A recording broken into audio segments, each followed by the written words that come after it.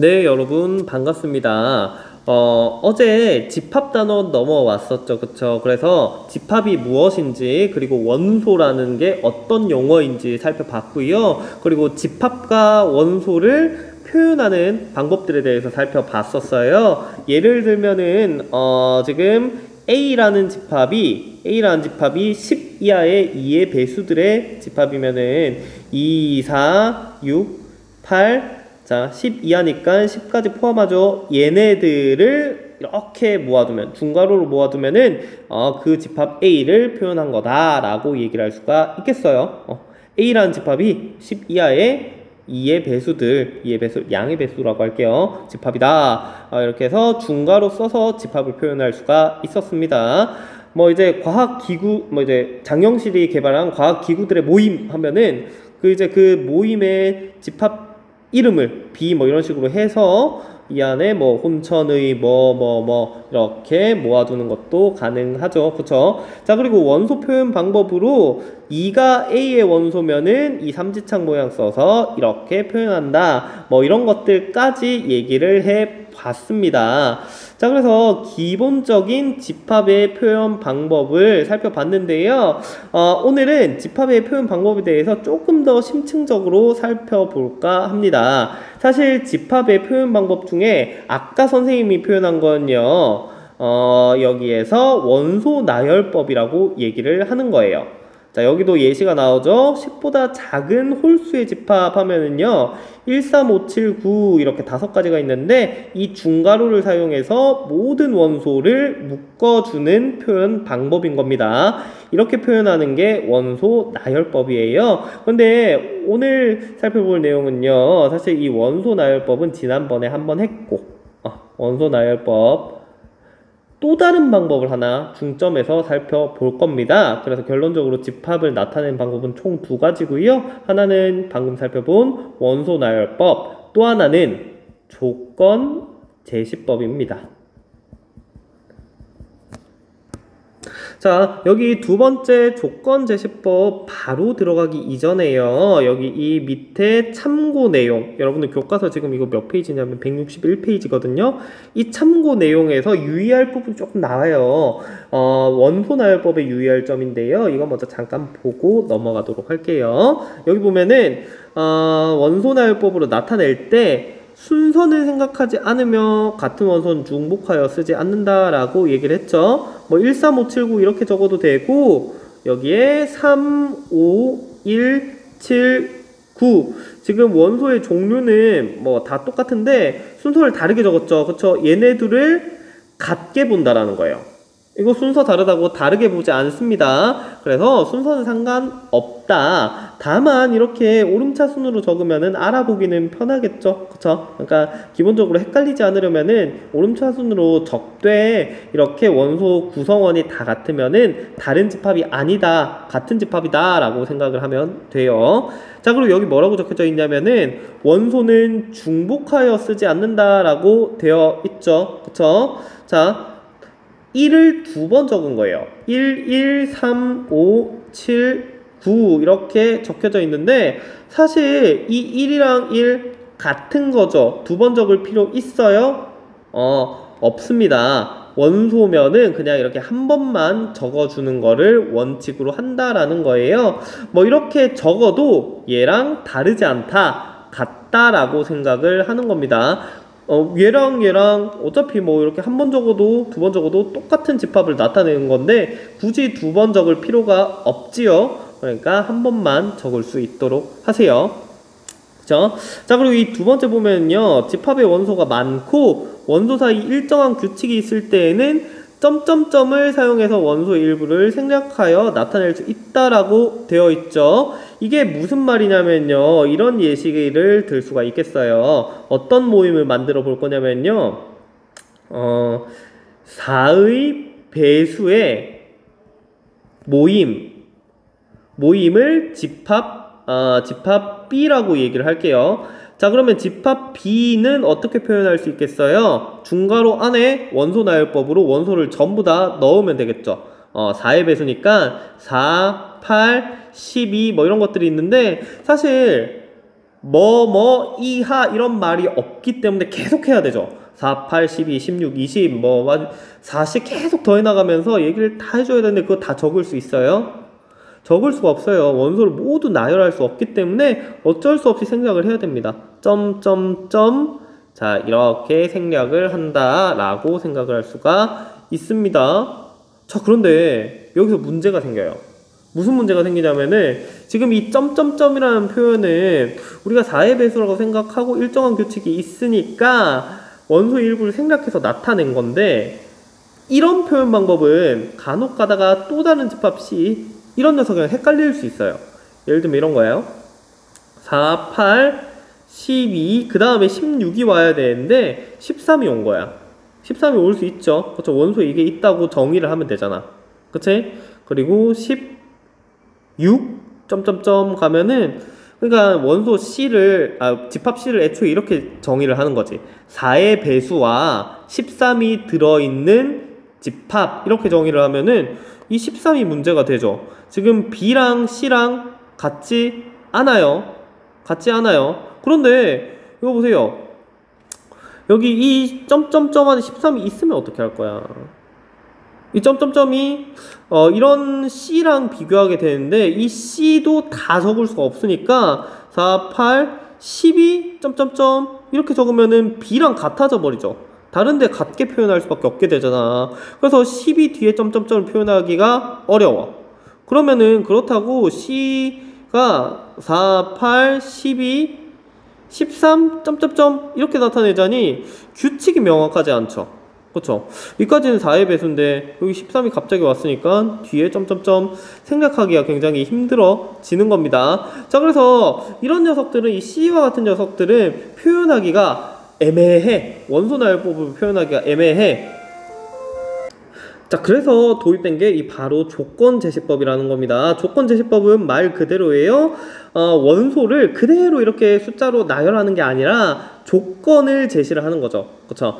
지금 여기 보면은 이렇게 되어 있네요.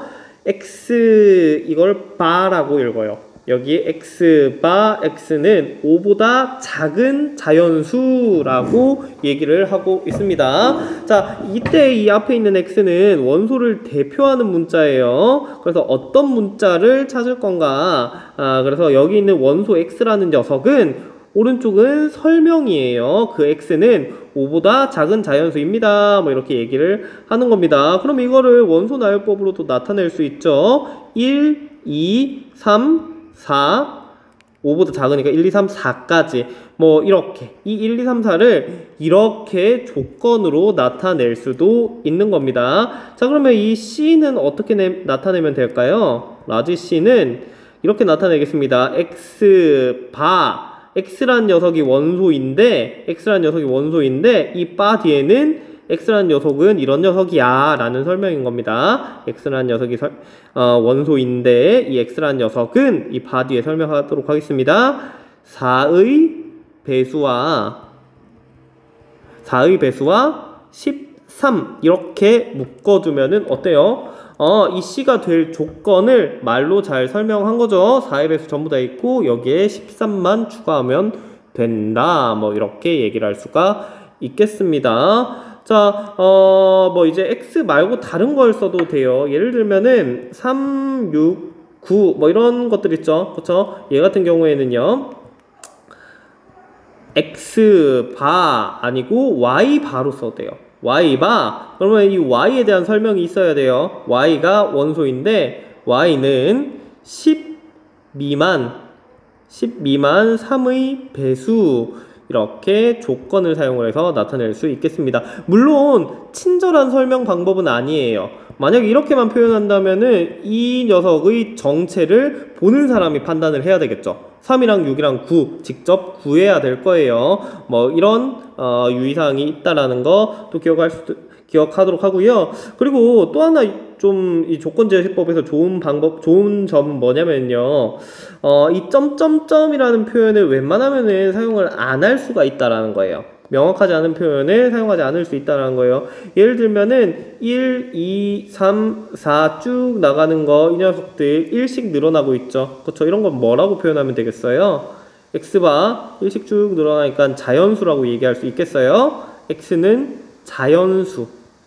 이렇게 글로 깔끔하게 표현할 수 있는 방법일 겁니다. 자, 그래서 여러분들 집합의 표현 방법을 두 가지 배웠습니다. 원소 나열법, 조건 제시법, 그리고 장단을 쌤이 간단하게 얘기를 했었는데요. 원소 나열법은 숫자로 명확하게 그 정체를 알 수 있는 장점이 있고요. 다만 점점점을 사용을 해서 좀 다 적을 수 없는 부분들을 생략해야 될 수도 있습니다. 그걸 보완하기 위해서 등장한 게 명확한 표현은 아니지만 그 조건을 통해서 상대가 파악할 수 있게 만드는 조건제시법, 이렇게 정리를 할 수가 있겠어요.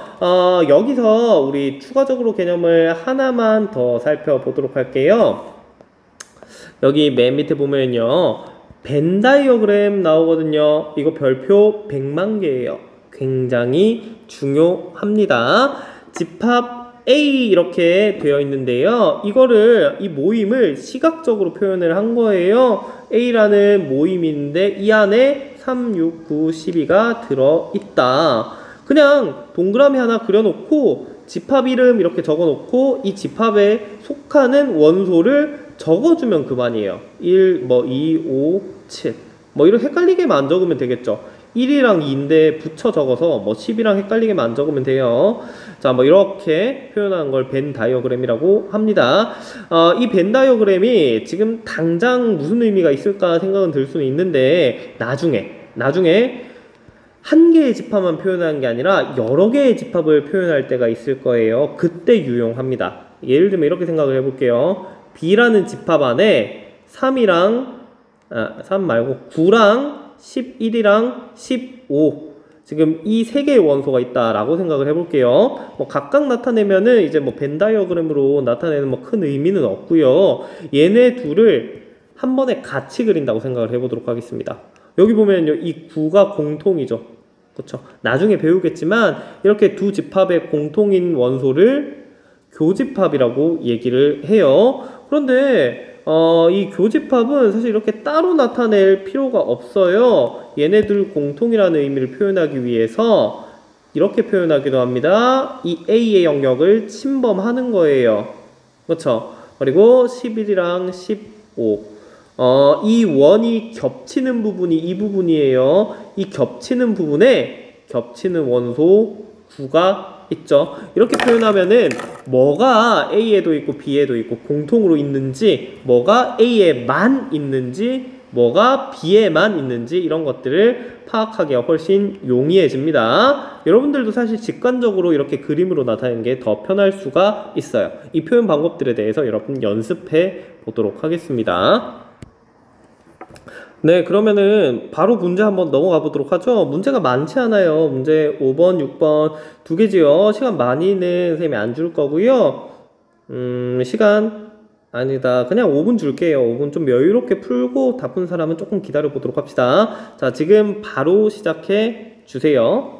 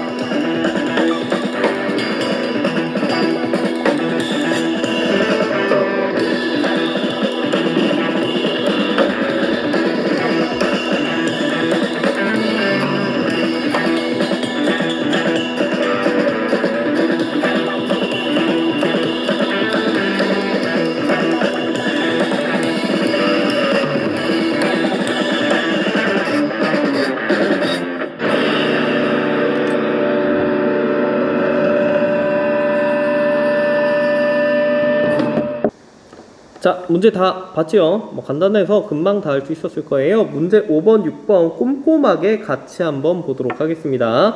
자, 다음 집합을 원소 나열법으로 나타낸 것은 조건제시법으로, 반대로 조건제시법은 원소 나열법으로 바꾸라고 했습니다. 그리고 벤 다이어그램으로까지 나타내 보라고 얘기를 했네요. 자, 우선 A는 원소 나열법으로 표시가 되어 있는 거죠. 숫자들이 이렇게 구체적으로 원소가 다 있는 거는 원소 나열법이에요. 자, 이 녀석을 조건제시법으로 나타내도록 하겠습니다. 자, 어떻게 하라고 했어요? 잠깐만요, 이거 중괄호가 이상하네. X라는 녀석이 원소인데 X바 뒤에는 X에 대한 설명이 들어가야 된다라고 얘기를 했었죠. X는 어떤 녀석이냐면은 잠깐 이거 어떻게 하면 돼? 2 뭐예요? 2, 3 이거 지금 규칙을 조금 알아야 되겠네. 얘네들 짝수인가? 짝수는 아니지. 3, 5 있으니까. 홀수인가? 홀수도 아니지. 2 때문에. 근데 지금 짝수가 2밖에 없네. 이건 뭐라고 얘기할 수 있을까? 소수라고 얘기하면 되겠다. 소수 뭔지 기억나나요? 뭐 0.1, 0.2 말고 약수가 자기 자신과 1밖에 없는 걸 소수라고 한다고 했죠. 그쵸? 이런 녀석도 전부 다 소수예요. 그러니까 X바 X는 지금 근데 모든 소수가 다 있는 건 아니고 13 이하죠. 그쵸? 13보다 큰 소수는 없습니다. 지금 여기에는 없다는 거고 원래는 더 많죠. 13 이상도 되게 많아요. 근데 여기서는 13 이하밖에 없어요. X는 13 이하 소수라고 조건을 제시를 하면 되겠네요. 그쵸? 자, B 넘어가서 보도록 할게요. B는 X바, X가 원소인데 X에 대한 설명은 15의 양의 약수라고 했네요. 자, 그러면 양의 약수 전부 다 찾아봅시다. 1, 3, 5. 또 뭐가 있어요? 3, 5, 15니까 15. 이렇게 4개가 있는 거 맞나요? 그러면 이걸 원소 나열법으로 전부 다 나타낸 겁니다. 자, 그러면 이 녀석들을 이제 벤 다이어그램으로도 나타내보죠. 뭐 별거 없어요, 벤 다이어그램은. 자, 이렇게 원을 하나 그리고 여기에다가 집합의 이름을 적습니다. 그리고 이 안에는 헷갈리지 않도록 원소를 띄엄띄엄 적어 주는 거예요. 2, 3, 5, 7, 11, 13. 뭐 적는 위치가 정해져 있지 않아요. 대충 이렇게 안에만 있게 적으면 됩니다. 자, B도 이렇게 이름 적고 원 안에 1, 3, 5, 15 이렇게 간단하게 적을 수가 있겠죠. 자, 문제 6번은 집합의 예를 각각 찾으시오 라고 해뒀는데요. 여러분들 정답을 나름대로 적었을 거예요. 그걸 선생님이 확인할 수 없기 때문에 뭐 이제 모범 예시라는 거는 사실 뭐 이런 게 여기 이런 식으로 다 적혀져 있는 거고, 그러니까 이런 것들만 유의했으면 좋겠다라는 것만 좀 얘기를 하도록 할게요. 일단 원소 나열법은요, 지금 구체적인 예는 문제 5번의 A 같은 거죠. 문제 5번의 A 같은 건데 특징이 유한해요. 유한한 거를 원소가, 그러니까 이제 개수가 무한하지 않은 거지. 유한한 원소를 나타내는데 조금 더 용이하고요. 이제 뭐 좀 알아보기 힘든 규칙은 조건제시법으로 표현하기가 좀 더 낫습니다. 얘는 복잡한 규칙을 가진 그런 집합을 조건제시법으로 나타내기가 좀 더 좋아요. 그런데 가끔 이제 집합에 따라서는 뭐 이런 것들이 있을 수 있겠지. D라는 집합이 정말 너무 뜬금없는 거야. -1, 999, 뭐 7, 뭐 이런 것들. 너무 뜬금없잖아요. 그쵸? 이런 집합이 있을 수도 있긴 해. 그런데 이런 녀석들은 사실 조건을 얘기를 하기가 너무 힘들어. 그래서 조건제시법으로 나타내기가 조금 곤란한 것들은 대부분 원소 나열법으로 나타냅니다. 자, 그럼 여기까지 선생님 설명 마치도록 할게요. 고생 많았습니다.